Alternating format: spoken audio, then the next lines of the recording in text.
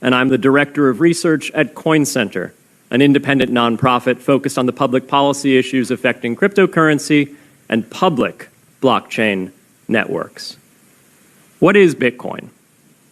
Bitcoin is the world's first cryptocurrency, and it works because of the world's first public blockchain network. What does Bitcoin do? It's simple. It lets you send and receive value to and from anyone in the world using nothing more than a computer and an internet connection. Now, why is it revolutionary? Because unlike every other tool for sending money over the internet, it works without the need to trust a middleman. The lack of any corporation in between means that Bitcoin is the world's first public digital payments infrastructure. And by public, I simply mean available to all and not owned by any single entity. Now, we have public infrastructure for information, for websites, for email. It's called the internet. But the only public payments infrastructure that we have is cash, as in paper money. And it only works in face-to-face transactions.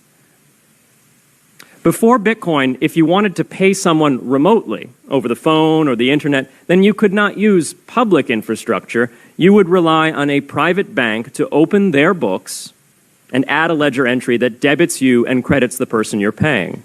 And if you both don't use the same bank, well, then there'll be multiple banks and multiple ledger entries in between.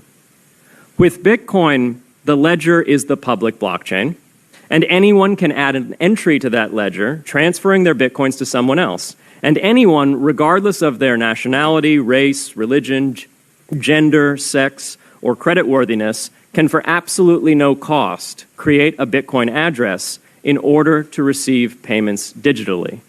Bitcoin is the world's first globally accessible public money. Is it perfect? No.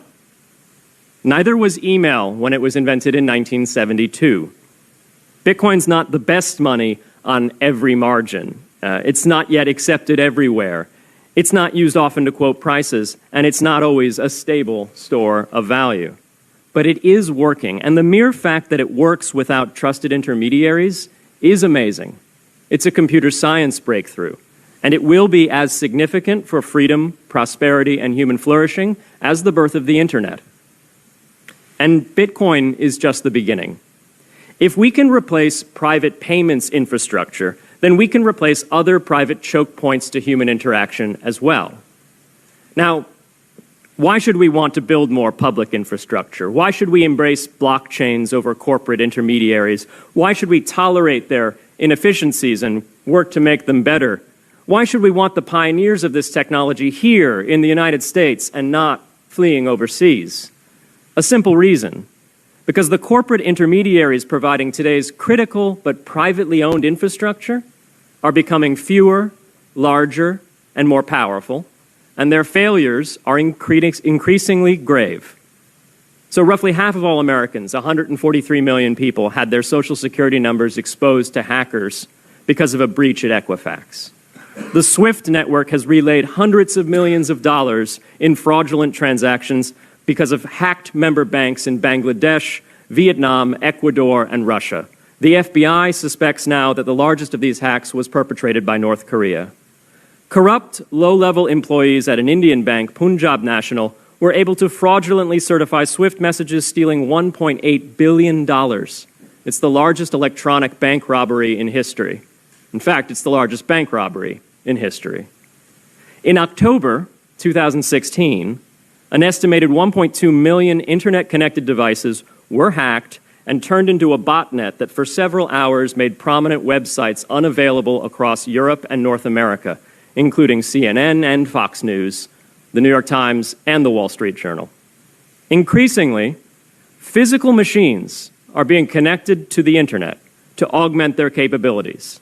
They're wired through servers that are owned and maintained by private and trusted intermediaries, the so-called Internet of Things. Pacemakers from St. Jude's Hospital have been hacked. Baby monitors from TrendNet have been hacked.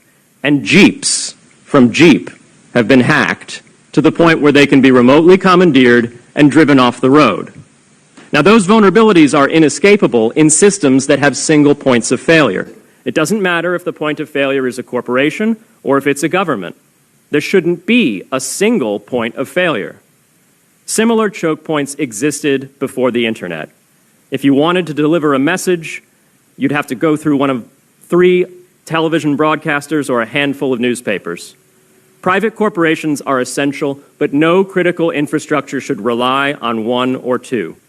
The internet removed single points of failure in communications infrastructure and ushered in a wave of competition among new media corporations building on top of its public rails. Blockchains can similarly disintermediate critical payments and IoT infrastructure.